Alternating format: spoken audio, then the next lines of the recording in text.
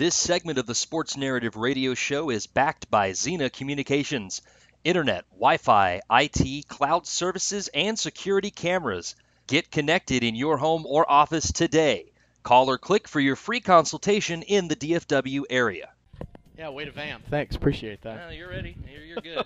But that's what we brought this guy in here for. Well, it is kind of, but it's okay. I handled it. All right, well, on our phone lines now here on the Sports Narrative Show, I have the pleasure to bring you 6'1", 210-pound wide receiver from South Alabama, a guy who has led his team in pass receptions the last 2 years, and now is trying to prepare for the NFL draft. I give you Shavarez Smith. Shavarez, how you doing, buddy? I'm doing great. How are you?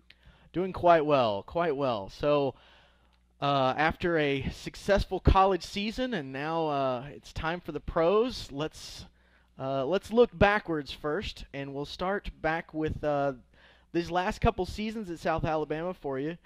Been really productive. Team goes to the first bowl game this year, as you made the first ever Camellia Bowl.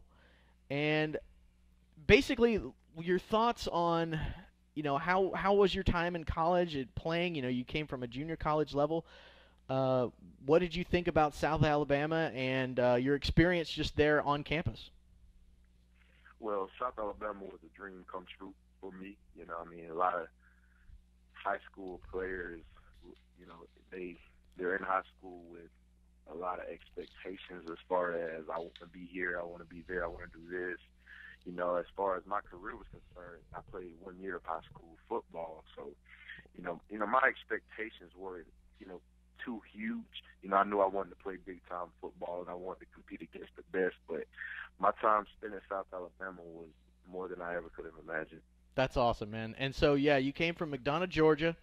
You said 1 year of high school football. So were you playing basketball otherwise, or, what were you doing up until that point? I was actually playing baseball. Oh, my man. My man. I like this. What position did you play, sir? This is Mr. Feltman. I just got to ask you. I'm a baseball guy. Oh, and so what were you playing there? Were you shortstop? Were you in the outfield or pitcher? I was a center fielder. Okay, so we got some wheels. I like this. Now, let me ask you a question. As a guy who played some baseball and obviously as talented as you are as a wide receiver, you're clearly talented as a baseball player. I've got to ask you, with all the concussions and injuries that football players are susceptible to in comparison to baseball players, what makes you want to go play football, a non-guaranteed contract, versus getting into baseball where it's guaranteed money and the injuries are so much lower? I think that's a legitimate question. I've been wanting to ask this of a true two-sport athlete for a while. So tell me, why football over baseball? Well, playing baseball, it was it was always my passion as a kid. I never got as much into football because I was having so much fun playing baseball as a kid. Mm-hmm. And, I pretty much loved it, and, I had fun. I was just as successful as I was in football, but my senior year, when I actually got a chance to play football, I fell in love with it. From the 7-on-7s to anything about it, from the walkthroughs to the practices, team meals. I absolutely fell in love with the culture and the competitiveness and all the things that went into the team aspect of a sport like football. And honestly, I didn't really like the human element of being an umpire. I didn't like the balls and strikes. Interesting. Okay, I'm safe, but I think I'm out, but I think I'm safe. I didn't really like that. I didn't like the fact that the pitcher can throw me curveballs while he's over here giving everybody else fastballs. Speed stuff. And it's just, at a certain point, the frustration just got a hold of me with the baseball. Well, no, that actually makes sense. With football, especially as a wide receiver, as long as you know your route and you catch the ball, it's all you. You do what you do. You do that athletic thing. I can totally see that. Okay, Mr. Bowers, I'll let you have it back. That was a great answer, sir. Great answer. Well, no, one quick question. It's a lot less anticipation. Just one quick question, Shavarez. This is Dustin. So, yeah, you've got the umpires in baseball, but you're going to the NFL. I don't know how much of the NFC divisional round you watch, but yeah, that Des Bryant catch. Was it a catch? Oh, man, that was a tough one. I thought it was a catch, definitely. Of course you did. You're a wide receiver, man. It's always a catch. It's always a catch. Well, you made.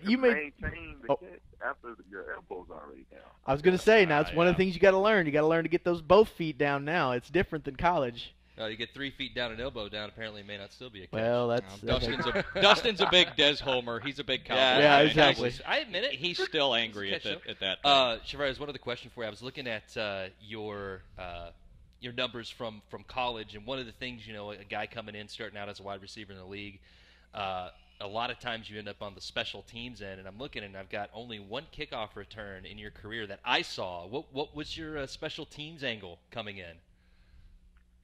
Well, as far as special teams go, I mean, if you're an elite athlete, you should be more than familiar with just about every role on special teams, and at least at some point in your career, whether it be college, whether it be in the spring, whether it be in camp, at some point you should have gotten at least some experience at just about every position, and I have. I've definitely gotten a lot of reps, maybe not in the game, but I've gotten a ton of reps at multiple positions as far as special teams goes. I've done special teams in junior college and high school. I've done everything as far as field goal blocking, blocking for the kicker, So, I mean, I might not have played as much special teams at South Alabama for depth purposes. We didn't have as many players as our coaches would probably like the LSUs and the Alabamas. You can't just insert a 5-star in there when one goes down, So they definitely tried to, keep me keep my energy at a high level during our game. Well, and you were, like you said, you were the leading receiver for the last 2 years. 2 years ago, you were tied with a guy who just came out of the combine, and your buddy there, Saxton. And so I want to talk about the South Alabama team, though. You make it to the FBS just 5 years ago. You're bowl eligible for these last 2 years. You get to make the bowl this year.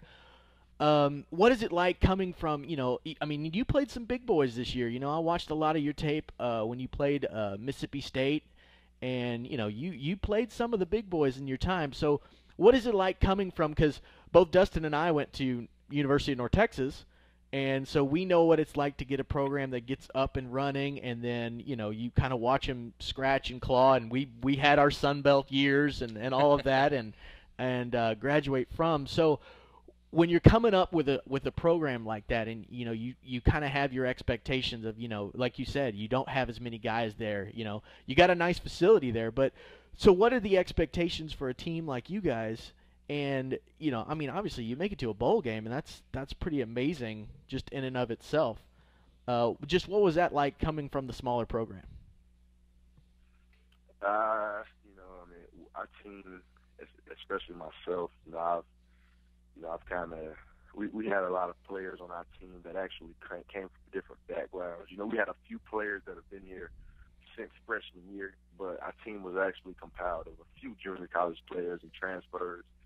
So it was actually a unique combination of things. You have different players with different mindsets and personalities, and we were fortunate enough to have guys with elite mindsets and superior personalities to the point where we never necessarily viewed ourselves as an underdog, or we never really got hooked on we're a new program, because we were all coming from different places. Right. So it's a matter of, it was a team full of winners, guys that won at whether it be the high school level or they won at their junior colleges.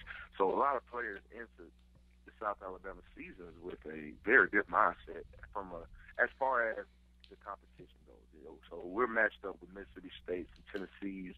It may be a bigger venue, it may be more fans, Right. It might be, but as far as we go, the competition is never a problem for us because we view ourselves as elite athletes. And I got to say, specifically. Yeah, you guys gave Mississippi State, I know, all they wanted in that game, and it was interesting just to see. Like I said, I always root for those smaller teams, and that's awesome. So let's look at things going forward now. So your season ends, you play in the Camellia Bowl. Of course, you lost a tough one to Bowling Green in the game, and so now, well, I don't know if college is over, but the playing days are over. So what have you been doing since that time to kind of get yourself ready, have you hired an agent? Are you talking to, people in that way? And what are you doing now to get ready for your pro day, which comes at the end of the month? Well, yeah, I have hired an agent, Corey Williams. I hired him, and he's been getting things moving in the right direction for me. But as far as what I'm doing to prepare for the pro day. I mean, it's just trying to make sure I'm prepared mentally and, having the information I need to be able to go out there and have a successful pro day from a mental standpoint. The physical is very important, but, I don't want to overlook the mental aspect of it. Yeah. And I'm definitely doing a lot of communication with my cousin, Brandon Watts. He actually plays for the Vikings. He was drafted last year by the Vikings. Oh, yeah. I'm doing a lot of communicating with him as far as, what to do, what not to do, even more so, and what to eat and how to train and things of that nature. So I've definitely been doing a lot of getting ready for the pro day. Awesome. If I may ask a question, it's Mr. Feltman again, the other Jeff. So with you not knowing where you're going to be going and what type of system you're going into, could you tell me a little bit about how you prepare for your pro day? I've never been a pro. I never will be a pro. So you're doing something that might seem basic to you, but I'm curious, like, you have a quarterback that's going to throw to you. How do you decide which routes you're going to run? Do you run your strengths, or do you show maybe, hey, this is some of my weaknesses, but this is what I'm working on? I mean, how much information do you give, and how do you decide what to give to during the pro day? I guess it'd be the main question. Well, I actually did attend our pro day last year, and I actually recorded it. I recorded the pro day, so anything that's on that tape, I'm going to be prepared for, more than prepared for. Nice, okay. And aside from that, anything that I feel like they may want to see based off just, natural things they want to see, or based off what I may have not have showed on film or anything of that nature, I'm also going to be prepared for. My quarterback, Brandon, is actually going to be back here in a little bit, and we're actually going to be working on some timing type things. And that helps too. Obviously, you got a guy who's also going to draw quite a bit of eyes in Brandon Bridge, who just came back from the combine and put up some nice times. I know he got a little bit of buzz. And so just tell me a little bit about Brandon himself and how he is as a leader, as a quarterback, and then what were his experiences at the combine? Brandon is a very interesting case, as most know. Brandon has not played as much football as probably, I would say every other quarterback getting drafted right now. So the thing about Brandon, his ceiling is sky high. Every single day he gets better, and you can see that. Yep. Brandon is a much, much maturing quarterback. Every day he's maturing, learning the game, becoming a better leader, because he's already naturally a smart guy, so it's not hard for him to figure anything out. He's good in the classroom, and that translates. It translates to the field. So Brandon is an extremely talented guy. His talent level is up there with any quarterback in the draft. Just his natural gifts are up there with any other quarterback. He has the size, he has the athleticism, and he definitely has the arm. Yeah, definitely. So the sky's the limit for Brandon. And what's funny is, I watched him on tape, and the things that you see is he looked like he's playing sandlot ball out there early in the year. He looks like he's just out there, playing with the kids and just winging it. And, the rapport that you guys had this season was really nice. Just how long does it take for a guy like you to build a rapport with a quarterback, or be able to know that it's something that we talk about in sports a lot, but it's very rare that we get the insight of how is it that he knows I'm going to break right here and the ball is there right when it happens. How long does that take to build, and just is that just repetitive motion, or is it is there just kind of like a sixth sense kind of thing that happens? Yeah, it's a mixture. It's not just one thing that plays into those kind of things. But I basically having a feel for your teammate, building chemistry, and of course countless reps in the spring. That's the key part of building chemistry with the quarterback. It's just countless reps. Letting him see me without a quarterback, letting him see me run the route. Letting him see me run the route without a defense. Just him being so comfortable without the defense that even with the defense there, he's still just as comfortable. So it doesn't take very long at all. That's good, man. That's good. All right. Well, okay. So I'm gonna put you on the whiteboard now. I'm gonna do some prep here. We're gonna get you ready for your pro day here. Describe for me your favorite play you ever had in college. Describe the play for me and tell me what the name of the play is, and paint the picture in my mind.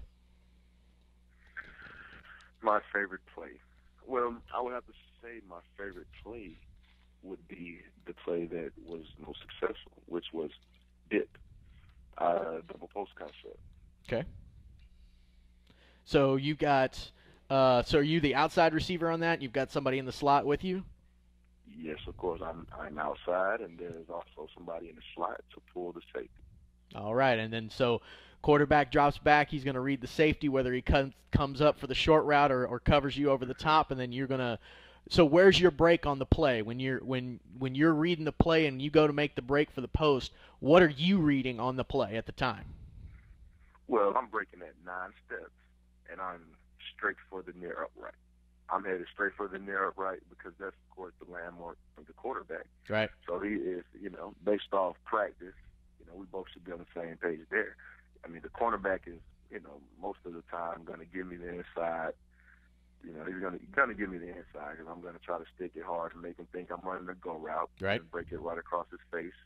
Or, maybe he might sit in the event that I'll just go right over the corner and turn it into a little bit of a go route, But in most cases, they bail out. They'll sit at about 5 to 10 yards and bail out of there.